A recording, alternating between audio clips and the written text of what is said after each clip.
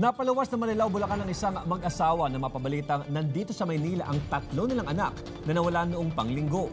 Nauwi ang kanilang paghahanap sa DSWD sa Maynila na sinasabing kumukop sa mga bata. Yun nga lang, hindi sila pinayagan na makita agad ang mga ito. Napaluwas ng Maynila ang pamilya Sanchez mula sa Marilao, Bulacan. Nabalitaan kasi nila na may natagpo ang bata na nalunod sa Mandaluyong. Nagbabaka sakali ang mag-asawang Lorenzo at Susan, lalo't nawawala ang tatlo nilang anak na edad 11, 5 at 2. Pero pagdating sa punerarya, iba ang pakiramdam ni Aling Susan. Hindi po eh. Hindi po siya. Hindi po. Linggo nang mawala sina Lorna, Flor at Laika sa kanilang bahay.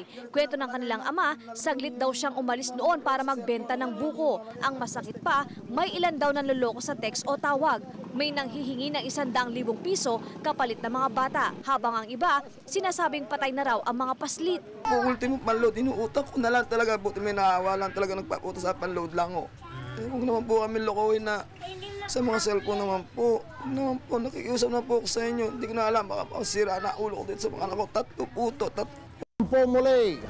Habang ipinapalabas sa programang aksyon ang tungkol sa pagkawala ng mga bata, tumawag sa News 5 ang isang pulis mula sa MPD Station 3. Itinurn over daw sa kanila ng barangay ang tatlong bata na tugma sa mga nawawalang paslit mula sa Marilao. Dinala na raw nila ang mga bata sa DSWD. Sinamahan namin ang mga magulang ng bata sa DSWD sa Maynila. Si Aling Susan, magkahalong tuwa at pagsisisi ang naramdaman. Sana po ingatan nyo rin po yung mga anak nyo. Kasi ako po, tignan nyo na nangyari sa amin. Napapabayaan ko yung mga anak ko. Pero hindi pinayagan ng DSWD na maiuwi o masilip man lang ang mga bata. Kailangan pa raw kasi nilang magpakita ng mga dokumento.